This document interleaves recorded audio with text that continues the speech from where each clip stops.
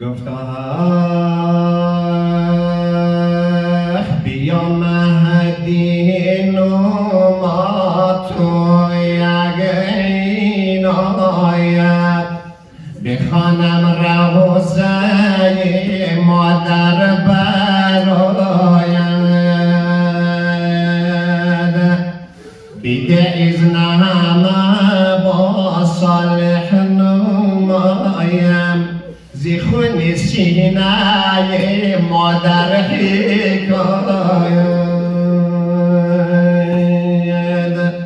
زیخون سینه مادر حکاید چنان میلیزی سلی روی باشد که شد پنهان از چشمانی ویلاید بیا بنگر با صالح کی مادر میانی شاله ها کرده صداید میانی شاله ها کرده صداید زهرا در بستر بیماری میافتد همه میدانیم ای عزیزان گاه فرزندان بالای نزد فاطمه زهرا می آید گاه علی می آید ای عزیزان یک دختر 4 ساله از زهراست به نام زینب این زینب عصای مادر می شود وقتی مادر بیرون می رود از شاله های طفلانه و کودکانه زینب تکه می گیرد بلند می شود می رود زینب آمده یک وقتی بالین سر مادر می نشیند شاید این درد دلها را به حضرت زینب با مادر داشتن گفتم شبی در خواب بودی مادر بازوی تو دیدم مبادان که بدارد کنه ماهیسته باشیدم آی مادر جان تو نمیخواستی بازوی را بچه ببینم اما من یک شب آمدم بازویت را نگاه کردم آرام آرام بازویت را بوسه زدم گفتم شبی بنشستم میخواندی نمازت را با پنهانی تو را دیدم دعای دست تو با یک دست تو میخواندی مادر جان وقتی مردم معمولا در قنوت دستها را بلند میکنند هر دو دست بلند میکنند اما مادر جان من دیدم تو یک دست بلند کرده بود میدانیم دست دیگر زهرا مجروح بود اینجا هست که باز هم حضرت زینب کبرا درد دل خود را زیادتر میکنند گفتم چرا وقتی پدر راید تو برمیخیزی از جاید و من برگو بیرو در باز کن بر روی باباید آی مادر جان دیگه تو از جایت بلند نشو وقتی بابایم آمد من دخترش میرم دروازه را برای بابایم باز میکنم شما میدانید عزیزان یک وقتی میگه فاطمه زهرا برای فزه فرمود فزه نگاه کن بیرون را هر وقت علی آمد نزدیک خانه شد و من خبر بده لحظه بعد میگه فزه نگاه کردید علی طرفی خانه می آید آمد صدا زد بی بی جان علی داره طرف خانه می آید میگه حضرت زهرا فرمودای فی زبیا از زیر بغلم بگه کمکم کن. وقت شوهرم وارد خانه شد، امام زمانم وارد خانه شد، من باید به بارش ایستاده شدم. میگه آمدن از زیر بغلش گرفت، زهرا جا بلند شد نزدیک دروازه رفت. علی دروازه را در طلباب کرد. وقتی دروازه باز شد چشمش به صورت زهرایش کرد. علی سر را طرف آسمان بلند میکند خدایا شکر تا هنوز نبایم در داخل بستر بود. امروز دیگر زهرایم آمدن سری رای شوهرش استاده شد. این زهرا در بستر بیماری خیلی درد دارد. زهرا خیلی رنج دارد. فاطمه زهرا شاید یک وقتی فاطمه زهرا این درها را با خود این چونینی میگفت. گفتم سعید ادامی در دو هست هم دانه را گم کردم و تایر بشکسته با لملانه را گم کردم.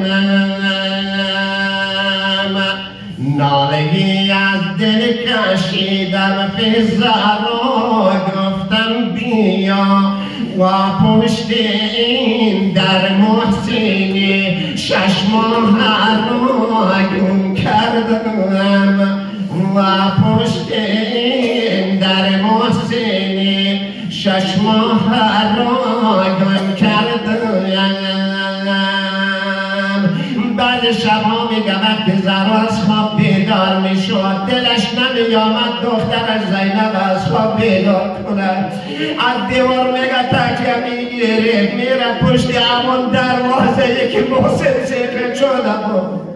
میگه پشت همون دروازه نشسته برای محسنش عزاداری میکرد گریه میکرد. زینب میگوید یک روزی آمدم دیدم مادرم زهرا در بین خانه دارد بسترش رو جمع و جور میکند. یه بستر دیگه بلند میکند. گفتم آخ مادری ما روزی آخر بسترش را جمع کرد و گاه خنده گاهی گریه همچون شمع کرد. خانه را جارو میزد لیکو لب را میگشید و روی پا نخش را روی زمین ها میکشید. گرده های خانه را وقتی بجارب میکشید و گرده های خانه را وقتی بجارب میکشید و گاهی هر دو دستش را به پلو میگیرید. تشنه شد آب و میناشید و نارید و عین و آب و میناشید و زهری لب صدا میزد حسین. برای علی هم وصیت کرد فاطمه زهرا آی علی جان حسینم عادتی به آب خوردن در شبها دارد. ظرف آب بالین سر حسینم بگذارنی جان. اینجا هست که دیگه فاطمه زهرا از دنیا میرود عزیزان. علی رفت فاطمه زهرا را دفن میکند. آمده طرف خانه میبیند بچه های زهرا در خانه مادر میگوید گریه میکنند. اما وقتی علی میآید طرف دیوارهای خانه نگاه میکند بیان فاطمه زهرا میافتند. گفتم میرسد از خشت و خش تیخانه بوی فاطمه و این دلی حسرت کشم در آرزوی فاطمه. گریبانیت مانم که میدانم زی چیست و زینبم در شانه پیدا کردم موی فاطمه و زینبم در شانه پیدا کردم موی فاطمه. علی آمد داخل خانه همراه بچه ها برای زهرایش عزاداری میکنن. عزیزان در همین وقت که دروازه در کلباب شد علی بیرون شد دیدن یک جماعتی از زنها آمدن صدا میزنند مولا جان علی اجازه بدهید برویم پیش بیبی ایمان زینب سلامتی بدهیم. علی دفعه اول اجازه نمیده. چرا؟ میآید پهلوی زینب از صدا میزند آی دخترم زینب بیا من آداب اجتماعی را برای تو یاد بده. دخترم آداب اجتماعی را برای زینب تحفیظ میکند، دستور میدهد، یادش میدهد. بعد علی برمیگشتد زینب چی میکنه؟ با آنی که یک دختر 4 ساله نگه دیدن چادر مادر را به سر کرد در جای مادر می نشیند. آخی زنهای مدینه می آید پیش زینب. علی رفت دوباره دروازه را باز کرد. صدای زنها حالا اجازه.